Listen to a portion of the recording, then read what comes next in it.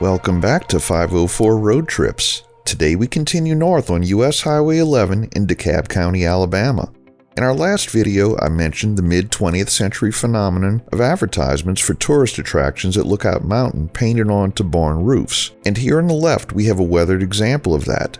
As you can see in the photo, the paint is wearing off, but in listening to the original audio from this video, I read out loud 35 miles to Rock City from half a mile up the road, so it must be more clear to the naked eye than the camera captured. The Google photo at the bottom shows that it was in much better condition in 2014. As we move forward through the video, I'm going to pause to put some additional pictures up of some interesting things that I observed.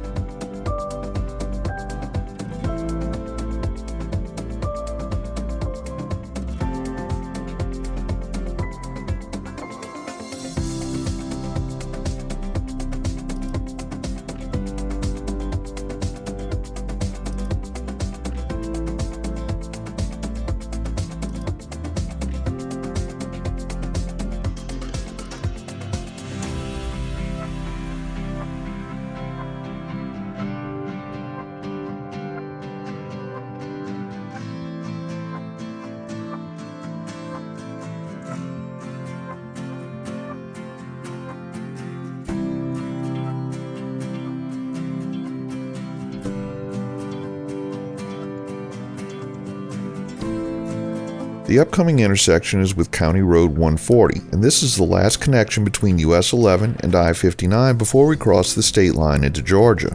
There's a long abandoned truck stop to the left, but what caught my attention is the structure to the right. What is this? My first thought was a gas station until I looked closer.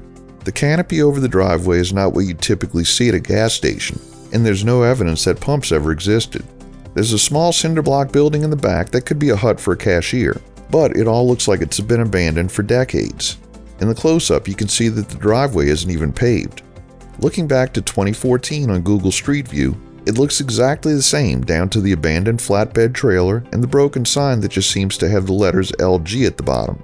But going back to 2008, the structure with the roof isn't even there. Just the driveway, cinder block building, abandoned flatbed, and broken sign.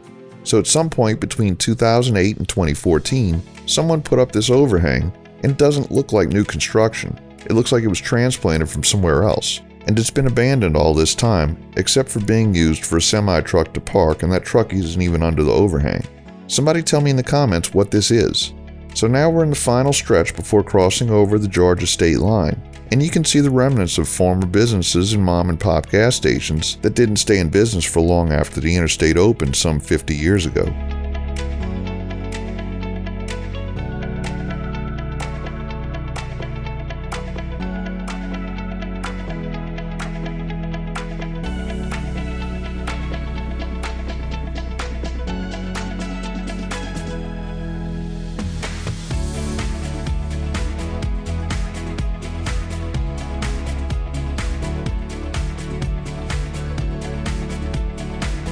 After just over 250 miles in Alabama, we enter Dade County, Georgia, and pick up a concurrency with Georgia State Route 58 North, which is Georgia's internal designation for US 11. Normally, we don't make a big deal out of that type of state route, but in this case it's actually signed at the state line as well as at other junctions along its short run in Georgia. We almost immediately see another old-timey gas station that's long been out of business and is now in a state of partial collapse, just a little bit too far out of reach from I-59. US 11 in Georgia has a completely different feel to me, and I can't put my finger on exactly why. The landscape seems different. We're starting to see mountains in the background, and I know someone is going to comment that those aren't mountains, just some small hills, but when you come from somewhere as flat as Louisiana, any change in elevation is a mountain. Dade County is the northwesternmost county in Georgia, and the county's entire western border is further west than any other county in the state.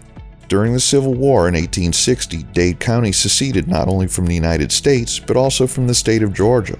Neither secession was legally recognized by anyone, and the county would have rejoined the Union in 1870 when the state of Georgia rejoined, but it wasn't until 1945 when the county decided it would be part of the United States again.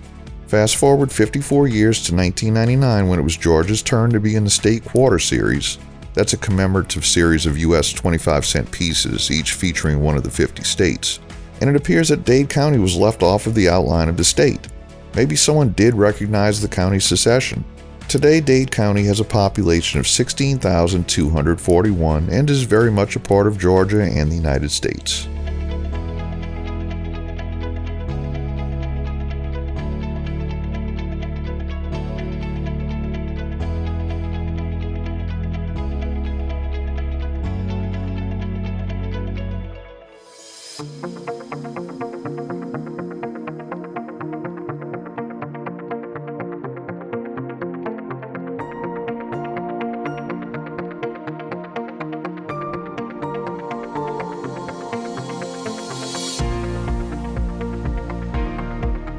We enter the unincorporated community of Rising Fawn, named for the son of a Cherokee Indian chieftain.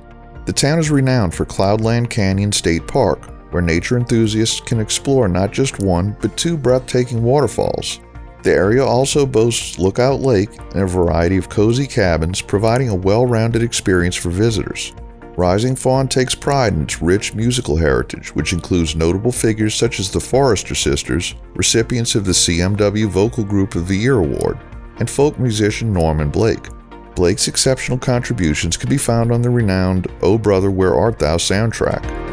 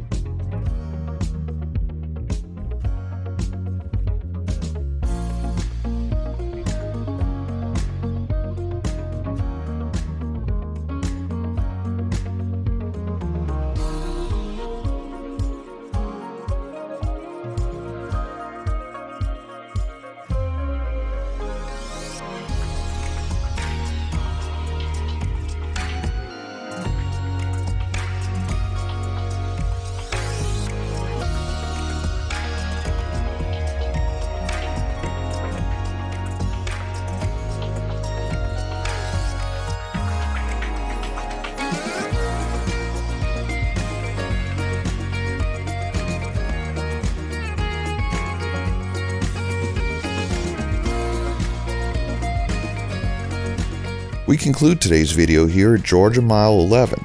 Thanks for watching. We've enabled channel memberships, so for just $1 a month, you too can help support our channel. Click the link in the description to join. If you like this video, please give us a thumbs up, post a comment, subscribe, share and follow us on social media, and join us for our next 504 road trip.